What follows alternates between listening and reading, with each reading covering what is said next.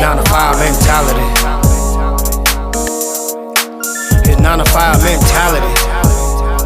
Yeah. It's 9 to 5 mentality. Yeah.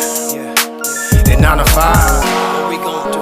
Let's talk about it. Let's talk about it. What you gon' do? Let's talk about it. Let's talk about it. What we gon' do? Let's talk about it. Let's talk about it. What you gon' do? Let's talk about it. Let's talk.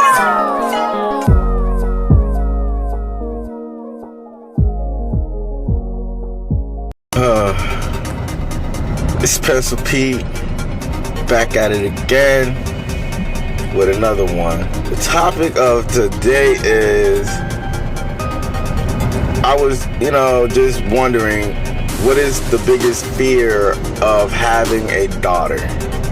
And I sat down and I looked around and I'm wondering, what is the best way to raise a daughter in this modern day of age? I just don't know.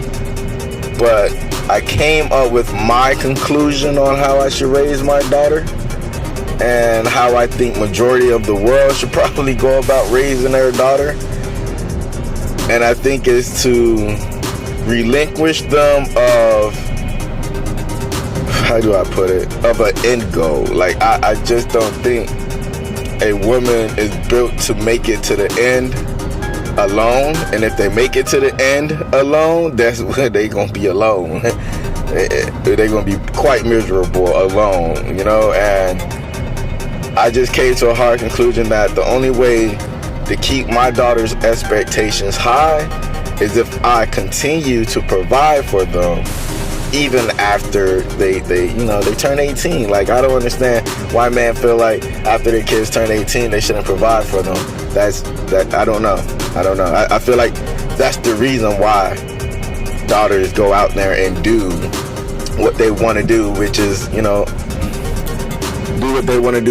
desperate things to get money so they don't have to go to their mom and dad and say, I need help, I can't make rent. And your mom and dad is disowning you because you bring in a sucker, a simp, or some thug to the household and think you finna just give your last name away. It just doesn't happen that way. Sadly, for a vast majority of women, they just don't get the opportunity to have that father role model in their life to tell them and give them expectations and make sure they don't pick wrong, make sure they don't pick based off of financial reasons. It should never be a financial reasons if you're not on a financial ladder of the elite where, if your mom died, you're set, you're good, you don't have to work for a day in your life. But at the end of the day, majority of us have to work for the rest of our lives, so we need that significant other. And the best way about it, I feel like, again, back to the daughter situation, relieve them of their money situation. Not all fathers can do that, but majority can. I mean, the ones that's trying to be fathers should be able to.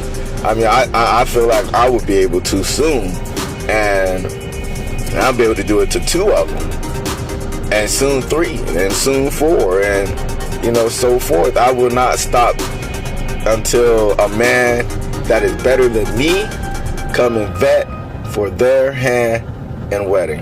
And this guy have to be, for me personally, gotta be intimidating. You gotta have some kind of bravado, man. You can't be no simp. I don't care if you're broke. If you're broke, you gotta have ambitions to match up for the brokenness. If you don't know how to protect, you better be smart. If you don't know how to, it's just so many things that a man wants to see from another guy. And me personally, I don't care about really a good chunk of it. I just want to know if you can protect my child. I will literally back you up for the rest of your life, young man. I will literally make sure you are in the picture for the rest of your life. I'll make sure that all the bills are taken care of. Why? Because I know you're ready and always on standby to protect my daughter, and that's what I want. I want you to protect my daughter. Everything else falls in line. When I die, you could be the next king. And then you could do the same thing for your child, and so forth, so forth. It's supposed to be a lineage of these type of behaviors, and I feel like I have that kind of behavior in my genetic. I'm not the one to just let anybody just take my daughter away from me. You have to have a lot of qualifications I have, and two, your ambitions better match mine, or if not mine, it better lead to matching mine or something like that, because I can't have you in my family if you're not going to, what I would say, keep the legacy going. And that's if I have daughters. Now, if I have a son, I'll probably give you a little bit of leeway, you know, and give him my business versus my daughter. But my daughter, I would want her to be more, you know, stable.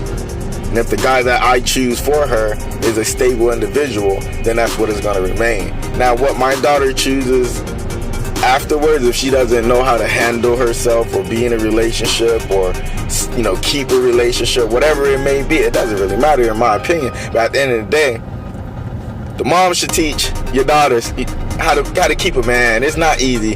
Cook. God. Be a good mother, I guess, and don't embarrass me. You know, cook. You know, there's 3 H's we have. I think it's hungry, horny, and happy. It's not hard. And when you're around, shut the fudge up. You know, just yeah, man. You know, I was talking to my cousin about this, but anyway, this is a long video. I cut it short, and yeah, man. It's just a lot, man. I'm still lost on the daughter thing. But again, give me a like, subscribe, share, hit the comments, let me know what you guys think, and yeah, man, let's talk about it. Pencil Pete is out. Yes, sir. This is the Lions I Was Then. Welcome.